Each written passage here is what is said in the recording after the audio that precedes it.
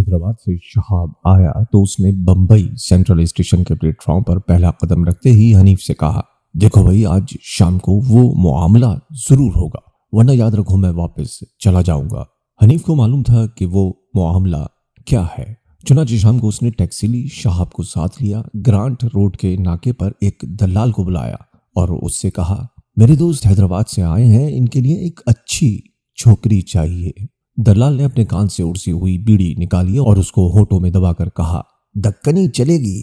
हनीफ ने शहाब की तरफ सवालिया नजरों से देखा। शहाब ने कहा, नहीं भाई, मुझे कोई मुसलमान चाहिए। मुसलमान? दलाल ने बीड़ी को चूसा। चलिए। और ये कहकर वो टैक्सी की अगली नशिस्त पर बैठ गया। ड्राइवर से उसने कुछ कहा। टैक्सी स्टार्ट हुई और मुख्तलिफ बाजारों से होती हुई फॉर्जट स्ट्रीट के साथ वाली गली में दाखिल हुई। ये गली एक पहाड़ी पर थी, बहुत ऊंचान थी। ड्राइवर ने गाड़ी को फर्स्ट गियर में डाला। हनीफ को ऐसा महसूस हुआ कि रास्ते में टैक्सी रुक कर वापस चलना शुरू कर देगी, मगर ऐसा ना हुआ। दलाल ने ड्राइवर को ऊंचान के एंड आखिरी सिरे पर जहां चौकसा बना था रुकने के लिए कहा। हनीफ कभी इस तरफ नहीं आया था। ऊंची पहाड़ी थी जिसके दाएं तरफ एकदम ढलान थी। जिस बिल्डिंग में दलाल दाखिल हुआ उसकी तरफ 2 मंजिलें थी, हालांकि दूसरी तरफ की बिल्डिंग सबकी सब 4 मंजिला थी। हनीफ को बाद में मालूम हुआ कि ढलान के बाइस इस बिल्डिंग की 3 मंजिलें नीचे थीं, जहां लिफ्ट जाती थी। शहाब और हनीफ दोनों खामोश बैठे रहे। उन्होंने कोई बात न की। रास्ते में दलाल ने उस लड़की की बहुत तारीफ की थी जिसको लाने वो उस बिल्डिंग में गया था। उसने कहा था, बड़े अच्छे खानदान की लड़की है, स्पेशल तौर पर आपके लिए निकाल रहा हूं। दोनों सोच रहे थे कि ये लड़की कैसी होगी जो स्पेशल तौर पर निकाली जा रही है।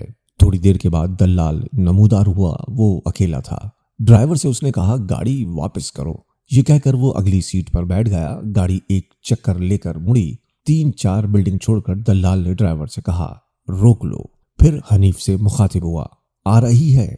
पूछ रही थी कैसे आदमी है। मैंने कहा नंबर 1। 10-15 मिनट के बाद एकदम टैक्सी का दरवाजा खुला और एक औरत हनीफ के साथ बैठ गई। रात का वक्त था, गली में रोशनी कम थी, इसलिए शहाब और हनीफ दोनों उसको अच्छी तरह न देख सके। सीट पर बैठते ही उसने कहा, चलो। टैक्सी तेजी से नीचे उतरने लगी। हनीफ के पास कोई ऐसी जगह न थी जहां कोई मामला हो सके। चुनाचे जैसा तय पाया था, वो डॉक्टर खान साहब के यहाँ चले गए। वो मिलिट्री हॉस्पिटल में मुतय्यन था और उसको वहीं 2 कमरे मिले हुए थे। शहाब ने बंबई आते ही उसको फोन कर दिया था कि वो हनीफ के साथ रात को उसके पास आएगा और मामला साथ होगा। चुनाचे टैक्सी मिलिट्री अस्पताल में पहुंची। दलाल 100 रुपया लेकर ग्रांट रोड पर उतर गया। रास्ते में भी शहाब और हनीफ उस औरत को अच्छी तरह न देख सके। कोई खास बातें भी न हुई। शहाब ने जब उससे अपने ठेठ हैदराबादी लहजे में पूछा, आपका इसमें गिरामी? तो वो औरत ने कहा, फोभा बाई। फोभा बाई? हनीफ सोचता रह गया कि ये कैसा नाम है। डॉक्टर खान उनका इंतजार कर रहा था। सबसे पहले शहाब कमरे में दाखिल हुआ। दोनों गले मिले और खूब एक दूसरे को गालियां दी। डॉक्टर खान ने जब एक जवान औरत को दरवाजे पर देखा तो एकदम खामोश हो गया। आइए आइए, उसने अपने सीने पर हाथ रखा। डॉक्टर खान, आप? उसने शहाब की तरफ देखा। शहाब ने उस औरत की तरफ देखा। औरत ने कहा, फोबा भाई। डॉक्टर खान ने बढ़कर उससे हाथ मिलाया। आपसे मिलकर बहुत खुशी हुई। फोबा बाई मुस्कुराई। मुझे भी खुशी हुई। शहाब और हनीफ ने एक दूसरे की तरफ देखा। डॉक्टर खान ने दरवाजा बंद कर दिया और अपने दोस्तों से कहा, आप दूसरे कमरे में चले जाइए, मुझे कुछ काम करना है। शहाब ने जब फोबा बाई से कहा चलिए, तो उसने डॉक्टर खान का हाथ पकड़ लिया। नहीं, आप भी तशरीफ लाइए। आप तशरीफ ले चलिए, मैं आता हूं। यह कहकर डॉक्टर खान ने अपना हाथ छुड़ा लिया। शहाब और हनीफ फोबा बाई को अंदर ले गए। थोड़ी देर गुफ्तगू हुई तो उसको मालूम हुआ कि उसकी जबान मोटी थी। वो शीन और सीन अदा नहीं कर सकती थी। इसके बदले उसके मुंह से फे निकलती थी। इसका नाम इस लिहाज से शोभा बाई था। लेकिन कुछ देर और बातें करने के बाद उनको पता चला कि शोभा उसका असली नाम नहीं था। वो मुसलमान थी। जयपुर उसका वतन था, जहां से वो 4 साल हुए भागकर बंबई चली आई थी। इससे ज्यादा उसने अपने हालात न बताए। मामूली शक्ल सूरत थी, आंखें बड़ी नहीं थी, नाक भी खुश वजा थी। बालाई होंठ के ऐन दरमियान एक छोटे से जख्म का निशान था। जब वो बात करती तो ये निशान थोड़ा सा फैल जाता। गले में उसने जड़ाव नेकलेस पहना हुआ था। दोनों हाथों में सोने की चूड़ियां थीं। बहुत ही बातूनी औरत थी। بیٹھتے ہی اس نے ادھر ادھر کی باتیں شروع کر دیں۔ حنیف اور شہاب صرف ہوں ہاں کرتے رہے۔ پھر اس نے ان کے بارے میں پوچھنا شروع کیا کہ وہ کیا کرتے ہیں، کہاں رہتے ہیں، کیا عمر ہے، فادی فدا ہیں یا غیر فادی فدا، حنیف اتنا دبلا کیوں ہے، فہاب نے 2 مصنوعی دانت کیوں لگوائے ہیں، گفت خورا تھا تو اس کا علاج ڈاکٹر خان سے کیوں نہ کرایا، فرماتا کیوں ہے، پھر کیوں نہیں گاتا۔ شہاب نے اسے کچھ شعر سنائے۔ شوبھا نے بڑے زوروں کی داد دی۔ شہاب نے یہ شعر سنایا: کھیتوں کو دے لو پانی، اب بہہ رہی ہے گنگا، کچھ کر لو نوجوانوں، اٹھتی جوانیاں ہیں۔ تو شوبھا اچھل پڑی، واہ جناب صاحب واہ، بہت اچھا فیر ہے، اٹھتی جوانیاں ہیں، واہ واہ۔ اس کے بعد شوبھا نے بے شمار شعر سنائے، بالکل بے جوڑ بے تکے، جن کا سر تھا نہ پیر۔ شعر سنا کر اس نے شہاب سے کہا: فہاب صاحب مزہ آیا آپ کو؟ شہاب نے جواب دیا: بہت۔ شوبھا نے شرما کر کہا: یہ فیر میرے تھے، مجھے فائری کا بہت فوق ہے۔ شہاب اور حنیف دونوں نے ایک دوسرے کی طرف دیکھا اور مسکرا دیے۔ اس کے بعد صرف ایک صحیح شعر شوبھا نے سنایا: کبھی تو میرے درد دل کی خبر لے، میرے درد سے آفنا ہونے والے۔ یہ شعر حنیف کئی بار سن چکا تھا اور شاید پڑھ بھی چکا تھا، مگر شوبھا نے کہا: حنیف بھائی یہ فیر بھی میرا ہے۔ حنیف نے خوب داد دی: معاف اللہ، آپ تو کمال کرتی ہیں۔ شوبھا چونکی: معاف کیجیے گا، میری زبان میں تو کچھ خرابی ہے، لیکن آپ نے کیوں معاف اللہ کے بدلے معاف اللہ کہا؟ حنیف اور شہاب دونوں بے اختیار ہنس پڑے۔ شوبھا بھی ہنسنے لگی۔ اتنے میں ڈاکٹر خان آ گیا۔ اس نے اندر داخل ہوتے ہی شوبھا سے کہا: کیوں جناب اتنی ہنسی کس بات پر آ رہی ہے؟ زیادہ ہنسنے کے باعث شوبھا کی آنکھوں میں آنسو آ گئے تھے۔ اس نے رومال سے ان کو پونچھا اور ڈاکٹر خان سے کہا: ایک بات ایسی ہوئی کہ ہم سب ہنف پڑے۔ ڈاکٹر خان نے ہنسنا شروع کر دیا۔ شوبھا نے اس سے کہا: آئیے بیٹھیے۔ چارپائی کے ایک طرف سرک کر اس نے ڈاکٹر خان کا ہاتھ پکڑا اور اسے اپنے پاس بٹھا لیا۔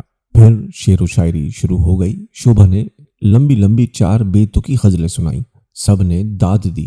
شہاب اکتا گیا۔ وہ معاملہ چاہتا تھا۔ حنیف اس کے بدلے ہوئے تیور دیکھ کر بھانپ گیا۔ چنانچہ اس نے شہاب سے کہا: اچھا بھائی، میں رخصت چاہتا ہوں، انشاءاللہ کل صبح ملاقات ہوگی۔ اور وہ یہ کہہ کر کرسی پر سے اٹھا، مگر شوبھا نے اس کا ہاتھ پکڑ لیا۔ نہیں نہیں، آپ نہیں جا سکتے۔ حنیف نے جواب دیا: میں معذرت چاہتا ہوں، بیوی میرا انتظار کر رہی ہوگی۔ اوہ لیکن نہیں، ابھی تھوڑی دیر اور ضرور بیٹھیں، ابھی تو صرف 11 بجے ہیں۔ شوبھا نے اصرار کیا۔ شہاب نے ایک جمائی لی: بہت وقت ہو گیا ہے۔ شوبھا نے مسکرا کر شہاب کی طرف دیکھا: میں فاری رات آپ کے پاف ہوں۔ شہاب کا تقدر دور ہو گیا۔ حنیف تھوڑی دیر بیٹھا، پھر رخصت لی اور چلا گیا۔ دوسرے روز صبح 9 بجے کے قریب شہاب آیا اور رات کی باتیں سنانے لگا۔ عجیب و غریب عورت تھی یہ فوبا بائی۔ پیٹ پر بالشت بھر آپریشن کا نشان تھا۔ کہتی تھی کہ وہ ایک لکڑی والے سیٹ کی داشتہ تھی۔ اس نے ایک فلم کمپنی کھول دی تھی اور اس کے چیکوں پر دستخط شوبھا ہی کے ہوتے تھے۔ موٹر تھی جو اب تک موجود ہے۔ نوکر چاکر تھے۔ لکڑی والا سیٹ اس سے بے حد محبت کرتا تھا۔ اس کے پیٹ کا آپریشن ہوا تو اس نے 1000 روپے یتیم خانے کو دیے۔ حنیف نے پوچھا: یہ لکڑی والا سیٹ اب کہاں ہے؟ شہاب نے جواب دیا: دوسری دنیا میں ٹال کھولے بیٹھا ہے۔ عورت خوب تھی یہ فوبا بائی۔ میں دوسرے کمرے میں سو گیا تو وہ ڈاکٹر خان کے ساتھ لیٹ گئی۔ صبح 5 بجے خان نے اس سے کہا کہ اب جاؤ۔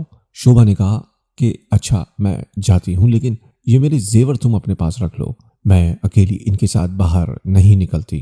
حنیف نے پوچھا: ڈاکٹر نے زیور رکھ لیے؟ شہاب نے سر ہلایا: ہاں، پہلے تو اس کا خیال تھا کہ نقلی ہیں، مگر دن کی روشنی میں جب اس نے دیکھا تو اصلی تھے، اور وہ چلی گئی۔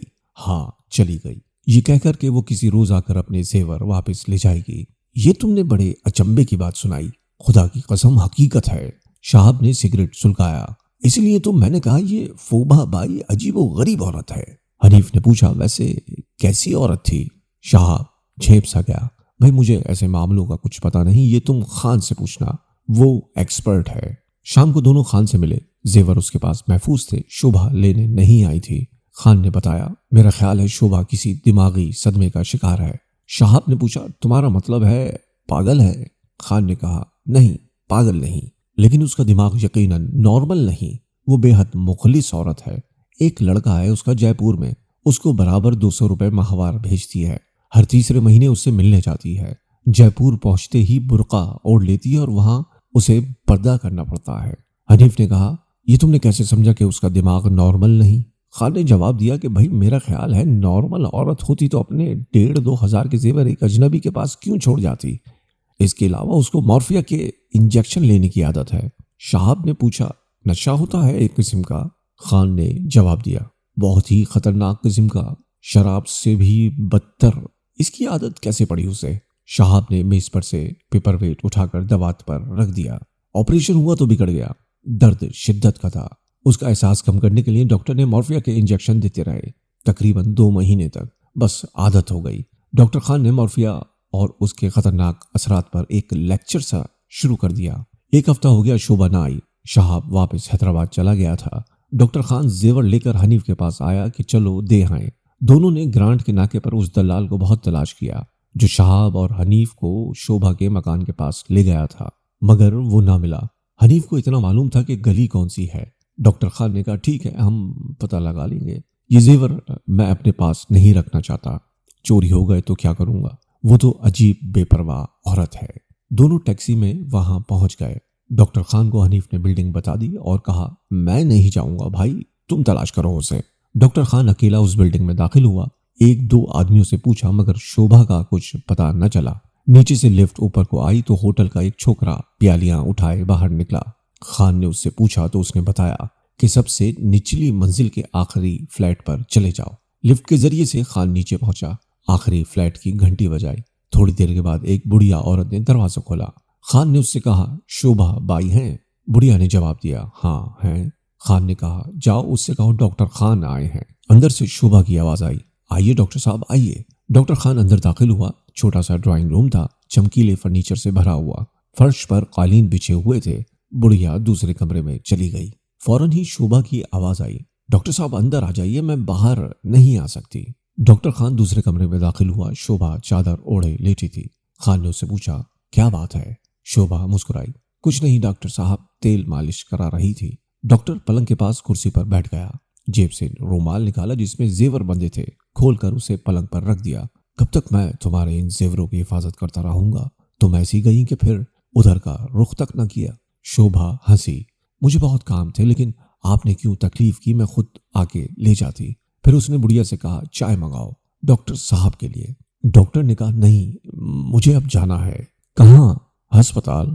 ٹیکسی میں آئے ہیں آپ؟ ہاں باہر کھڑی ہے۔ ڈاکٹر نے سر کے اشارے سے ہاں کی۔ تو آپ چلیے میں آتی ہوں۔ یہ کہہ کر اس نے زیور تکیے کے نیچے رکھ دیے اور رومال ڈاکٹر خان کو دے دیا۔ ڈاکٹر خان حنیف کے پاس پہنچا تو اس نے پوچھا مل گئی؟ ڈاکٹر مسکرایا مل گئی، آ رہی ہے۔ 15-20 منٹ کے بعد شوبھا نے تیزی سے ٹیکسی کا دروازہ کھولا اور اندر بیٹھ گئی۔ ڈاکٹر خان کے کمرے میں دیر تک فضول قسم کی شعر بازی ہوتی رہی۔ ہجر و وصال اور عشق و محبت کے بے شمار عامیانہ اشعار شوبھا نے سنائے اور انہیں اپنے نام سے منسوب کیا۔ ڈاکٹر خان اور حنیف نے خوب داد دی۔ شوبھا بہت خوش ہوئی اور کہنے لگی یعقوب فیٹ گھنٹوں مجھ سے پھیر فنا کرتے تھے۔ یعقوب فیٹ وہ لکڑی والا سیٹ تھا جس نے شوبھا کے لیے ایک فلم کمپنی کھولی تھی۔ ڈاکٹر خان اور حنیف ہنس پڑے۔ شوبھا ہنسنے لگی۔ ڈاکٹر خان اور شوبھا کی دوستی ہو گئی۔ شروع میں تو وہ ہفتے میں 2 بار آتی تھی، اب قریب ہر روز آنے لگی۔ رات آتی، صبح سویرے چلی جاتی، شام کو بلا ناغہ مورفیا کے انجیکشن لیتی۔ ڈاکٹر انجیکشن لگانے سے پہلے اس کے بازو پر بے حس کرنے والی دوا لگا دیتا تھا۔ یہ ٹھنڈی چیز اسے بہت پسند تھی۔ 3 مہینے گزرے تو شوبھا جے پور جانے کے لیے تیار ہوئی۔ موٹر اپنی ڈاکٹر خان کے حوالے کر دی کہ وہ اس کا دھیان رکھیں۔ ڈاکٹر اسے اسٹیشن پر چھوڑنے گیا۔ دیر تک گاڑی میں ایک دوسرے سے باتیں کرتے رہے۔ جب گاڑی چلنے لگی تو شوبھا نے ایک دم ڈاکٹر کا ہاتھ پکڑ کر کہا مجھے کیوں ایک دم ایسا لگ رہا ہے کہ کچھ ہونے والا ہے۔ ڈاکٹر خان نے کہا کیا ہونے والا ہے؟ شوبھا کے چہرے سے وحشت برسنے لگی۔ معلوم نہیں، میرا دل بیٹھا جا رہا ہے۔ ڈاکٹر خان نے اسے دم دلاسا دیا۔ گاڑی چل دی۔ دور تک شوبھا کا ہاتھ ہلتا رہا۔ جے پور سے شوبھا کے 2 خط آئے جن سے صرف اتنا پتہ چلتا تھا کہ وہ خیریت سے پہنچ گئی ہے۔ جب وہ واپس آئے گی تو اس کے لیے بہت سے تحفے لائے گی۔ اس کے بعد ایک کارڈ آیا جس میں یہ لکھا تھا میری اندھیری زندگی میں صرف ایک دیا تھا، وہ کل خدا نے بجھا دیا، بھلا ہو اس کا۔ حنیف نے یہ الفاظ پڑھے تو اس کی آنکھوں میں آنسو آ گئے۔ بھلا ہو اس کا میں بے پناہ غم تھا۔ بہت عرصہ گزر گیا، شوبھا کا کوئی خط نہ آیا۔ پورا 1 برس بیت گیا۔ ڈاکٹر خان کو اس کا کوئی پتہ نہ چلا۔ شوبھا اپنی موٹر اس کے حوالے کر گئی تھی۔ اس بلڈنگ میں گیا جس کی سب سے نچلی منزل میں وہ رہا کرتی تھی۔ فلیٹ پر کوئی اور ہی قابض تھا، ایک دلال قسم کا آدمی۔ ڈاکٹر خان آخر تھک ہار کر خاموش ہو گیا۔ موٹر اس نے ایک گراج میں رکھوا دی۔ ایک دن حنیف گھبرایا ہوا اسپتال میں آیا۔ اس کا چہرہ زرد تھا۔ ڈاکٹر خان کو ڈیوٹی سے ہٹا کر وہ ایک طرف لے گیا اور اس سے کہا، میں نے آج شوبھا کو دیکھا۔ ڈاکٹر خان نے حنیف کا بازو پکڑ کر ایک دم پوچھا، کہاں؟ چوپاٹی پر۔ میں اسے بالکل نہ پہچانتا کیونکہ وہ محض ہڈیوں کا ڈھانچہ تھی۔ ڈاکٹر خان کھوکھلی آواز میں بولا، ہڈیوں کا ڈھانچہ؟ حنیف نے سرد آہ بھری۔ شوبھا نہیں تھی، اس کا سایہ تھا۔ آنکھیں اندر کو دھسی ہوئی تھی، بال پریشان اور گرد آلود، یوں چلتی تھی کہ اپنے آپ کو گھسیٹ رہی ہے۔ میرے پاس آئی اور کہا، مجھے 5 روپے دے دو۔ میں نے اس کو نہ پہچانا۔ پوچھا، کیا کرو گی 5 روپے لے کر؟ بولی، مورفیا کا ٹیکہ لوں گی۔ ایک دم میں نے غور سے اس کی طرف دیکھا۔ اس کے بالائی ہونٹ پر زخم کا نشان موجود تھا۔ میں چلایا، شوبھا! اس نے تھکی ہوئی ویران آنکھوں سے مجھے دیکھا اور پوچھا، کون ہو تم؟ میں نے کہا، حنیف۔ اس نے جواب دیا، میں کسی حنیف کو نہیں جانتی۔ میں نے تمہارا ذکر کیا، تم نے اسے بہت تلاش کیا، بہت ڈھونڈا۔ یہ سن کر اس کے ہونٹوں پر خفیف سی مسکراہٹ پیدا ہوئی اور کہنے لگی، اس سے کہنا مت ڈھونڈے مجھے، میری طرف دیکھو۔ میں اتنی مدت سے اپنا کھویا ہوا لال ڈھونڈتی پھر رہی ہوں۔ یہ ڈھونڈنا بالکل بیکار ہے، کچھ نہیں ملتا۔ لاؤ 5 روپے دو مجھے۔ میں نے اسے 5 روپے دیے اور کہا، اپنی موٹر تو لے جاؤ ڈاکٹر خان سے۔ وہ کہے لگاتی ہوئی چلی گئی۔ خان نے پوچھا، کہاں؟ حنیف نے جواب دیا، معلوم نہیں، کسی ڈاکٹر کے پاس گئی ہوگی۔ ڈاکٹر خان نے بہت تلاش کیا مگر شوبھا کا کچھ پتہ نہ چلا۔